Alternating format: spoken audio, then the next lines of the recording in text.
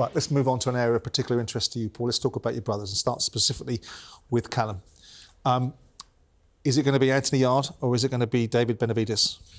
I don't know. Watching the interview with Anthony Yarde's manager, you'd swear it was a fight that was absolutely, settled, signed and delivered. And as far as I'm aware, through speaking to Callum, there's nothing confirmed whatsoever yet. But where would you like him to go? I mean, I'd like him to fight for a world title against Benavides. Yeah. That's what I'd like him to do. I want whatever he wants, and he wants a world title. It's not about money for him. It's not about just proving that he's the best in the country, which I think he's done by beating a good fighter in Joshua Buatsi.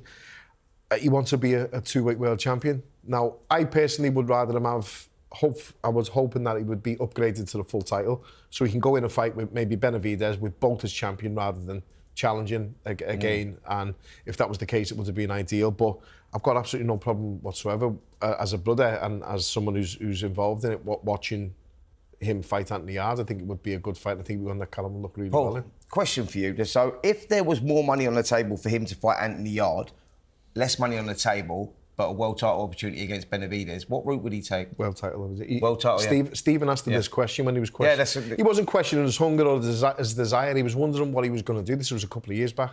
Would you fight Anthony Yarde for X amount? He said, probably not, no. He said, well, you done then? He said, no, because I'm fighting for a lot less for the world title in a heartbeat. Well, that was always my impression, because when I spoke to your brother about a year ago, a little bit longer than that, and spoke to him about what he wanted to do next and whether he was going to continue, and his main thrust was, I want a world title. I want meaningful fights, but my main focus is I want a world title. So I'm not surprised that the principle would be that I want a world title. I want to be a two-weight world champion.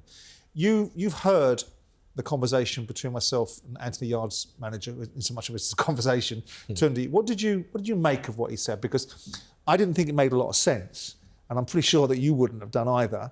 What was your takeaway from it? It's very hypocritical, I think. He's asking who Callum Smith's best win is, and the question which you did ask, which he didn't listen to, was obviously who's Anthony Yarde's best win. Now, he's bragging about the losses that Anthony Yarde's had. Now, Anthony Yarde gave a good effort, but he did.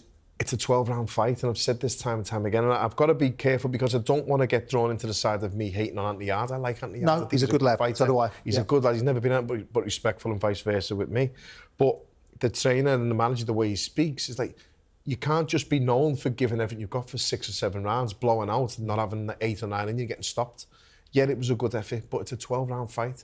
And unless you're willing to see that fight through or have the engine to see that fight through to 12 rounds, it doesn't really matter how good your effort was because it's still the same thing, you lost.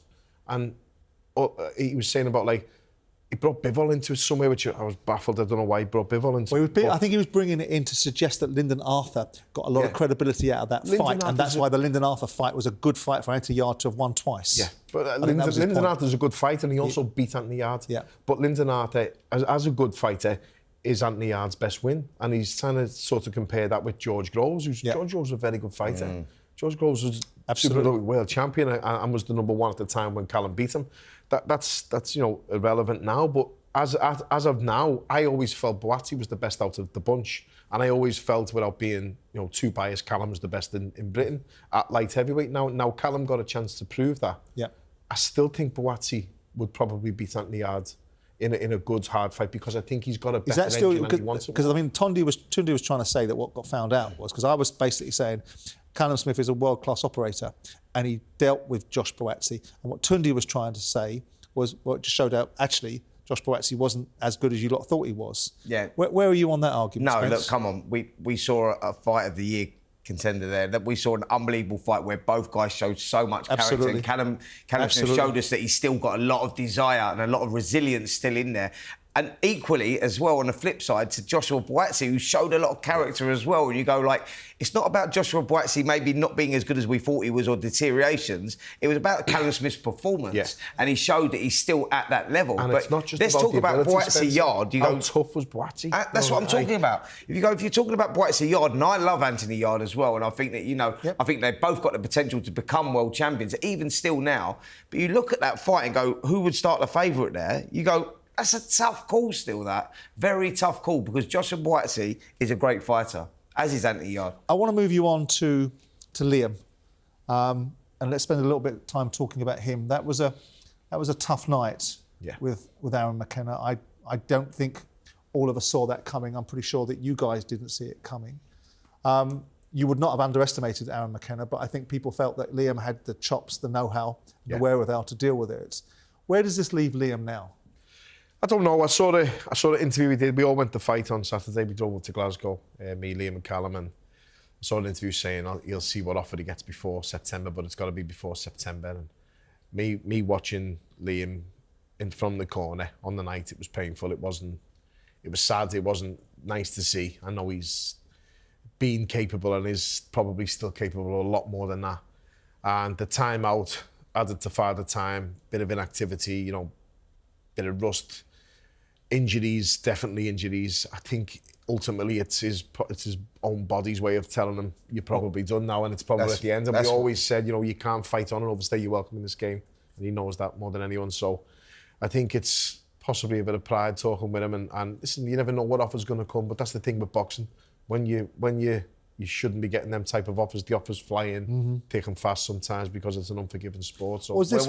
Go on, Special. Yeah, no, I was going to say, we were there obviously watching that fight against McKenna, and it was one of those situations where you're looking at the passing of the baton in many ways, and you go, Liam Smith, who's been a great fighter, world champion, achieved everything he's achieved, but you're looking at it and you go, Father Time did look like it caught up with him. It wasn't like, just inactivity and maybe where it was at. You look, he's in the twilight of his career, and you just go, is that the time to check out, because there's something right. He's had a great career as well, but it's a young man's sport, and he's looked old since he was early 20s because he went grey early, but he wasn't old, and in that fight he did show a few things, a few signs of old and aging, and he couldn't quite pull the trigger.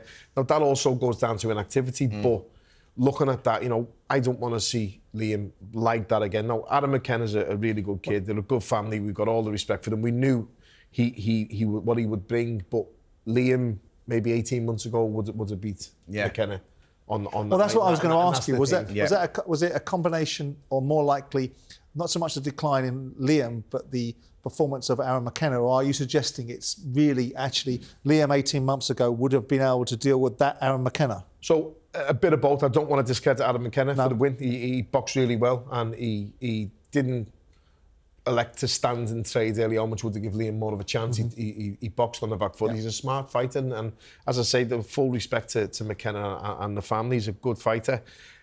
It just, me watching that as a brother, watching Liam from the corner in so many big fights in the past, just thinking that he's not pulling the trigger there, he's doing work to get there, he's getting in, then he's not doing it, and that's not laziness from him, that's just not being able to pull the trigger, which could be a bit of age added with inactivity, as you say. Now, sometimes it's hard to differentiate between the two. The second Eubank fight, it wasn't age. If it was, we'd have had a chat with him, and he'd have admitted himself it was completely injuries. In this fight, it probably looked a little mixture of both. I think it's fair to say as well with McKenna, we found out a lot more about him, that he's not just a tenacious young fighter that likes to come forward and have a fight. He's got a great boxing IQ as well. Yeah. He's a superb talent. Listen, whatever Liam elects to do, he will have earned the right to be given all the respect that he deserves for a brilliant career.